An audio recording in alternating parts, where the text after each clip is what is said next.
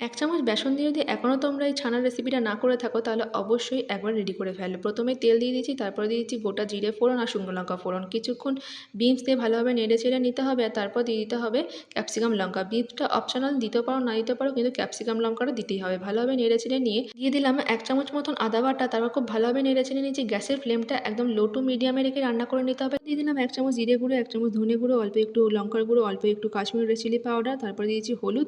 গ্যাসের ফ্লেম একদম কমিয়ে রেখে ভালোভাবে নেড়েচেড়ে নিয়ে মশলার একদম কাঁচা গন্ধকে উধাও করে দিতে হবে। আর তারপর দিয়ে দিতে হবে টমেটো দিয়ে ভালোভাবে নেড়েচেড়ে নিয়ে অল্প একটু জল দিয়ে যখন শুকিয়ে আসবে তারপর দিয়ে দেবো ১ চামচ বেসন। আবারও খুব ভালোভাবে নেড়েচেড়ে নেবো যাতে বেসনের কোনো রকম কাঁচা গন্ধ না থাকে। তারপর দিয়ে দিচ্ছি চিনি আর কাঁচা লঙ্কা, দিয়ে দিলাম ছানা কিংবা পনিরটা গ্রেটার দিয়ে গ্রেট করে দিলেও হবে। ভালোভাবে নেড়েচেড়ে নিয়ে একদম মশলার সাথে মিশিয়ে নিতে হবে আর একটু ভাজা ভাজা করে নিতে হবে। তারপর পরিমাণ মতন জল দিয়ে ১০ মিনিট মতন চাপা দিয়ে গ্যাসের ফ্লেমটা কমিয়ে রেখে ১০ মিনিট পর খুলে নিয়ে দিয়ে দিতে হবে ঘি আর গরম মশলা। রেডি হয়ে যাবে সেই অসাধারণ স্বাদের রেসিপিটি।